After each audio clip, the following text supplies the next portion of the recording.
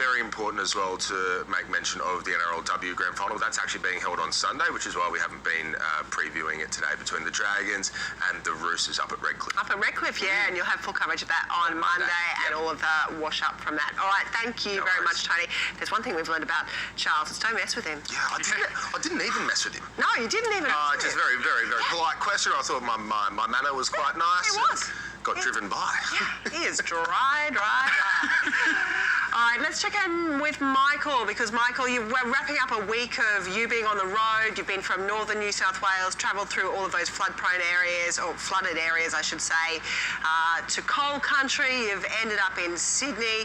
It's been quite the journey for you this week as we head into the election campaign. It has been quite the journey. I've learnt a lot, and hopefully our viewers have learnt a lot as well, about the key issues confronting voters in wide swathes of New South Wales, and of course as well, and talking about the rain and the floods here in Sydney, that ongoing flood recovery process in the northern rivers of New South Wales, in Lismore and Ballina, and that is a story that we will stay right across in the weeks and months ahead.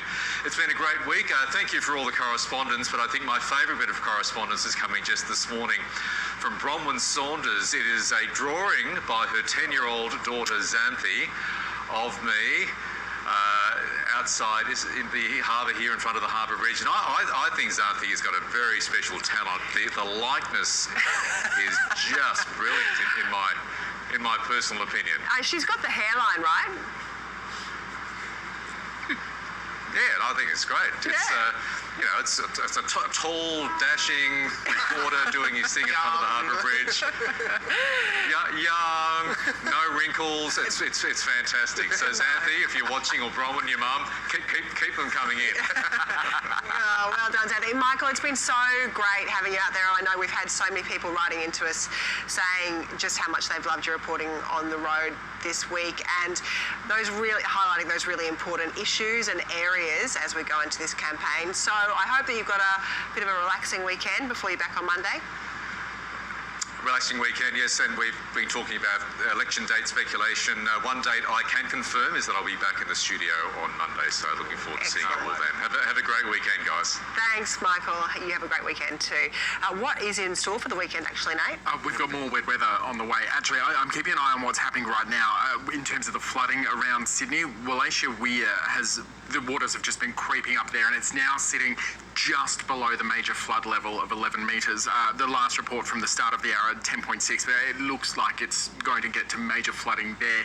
The Nepean, the Hawkesbury, both rivers, well, it's the same river, dealing with that flooding through the day today. But further afield, some of the rivers are starting to ease, which is good news. Take a look at the maps, because we've been watching this rainfall over New South Wales, hundreds of millimetres for some in the last 24 hours, up around Broken Bay particularly. Also pretty big falls just around Wollongong. But for Sydney itself, the worst of the rainfall has eased. Further inland, though, we're expecting lots more stormy weather through the day today. Now, there is a road weather alert current for Sydney. That visibility and the flooded roads making it very dangerous out there. Now, in the outlook, we are expecting the skies to clear as we get into early parts of next week, but then Tuesday onwards, some more wet weather, another burst for New South Wales. Southern parts of WA also looking at some pretty big falls, but for New South Wales, still 150 millimetres on the way for some. Sydney, maybe 20 for the gauges today. 22 will be the top, with showers, maybe a storm. Some falls in Brisbane as well. Canberra's also looking at the potential for 20 millimetres. It's a fine one for Hobart, Melbourne and Adelaide. Perth, a couple of showers maybe for you, 26. None for Darwin though, 34 there. You will get some wet and stormy weather returning probably next week, I reckon. Thanks very much, Nate. And thank you guys for keeping me company on the big couch. I wish we could have you here, but COVID doesn't permit. No. I'll be off next week. I'm going to my dad's postponed 70th birthday from 2 years ago. Yeah, so that'll be great. We'll leave you to some pictures from Sydney. Have a lovely weekend wherever you are.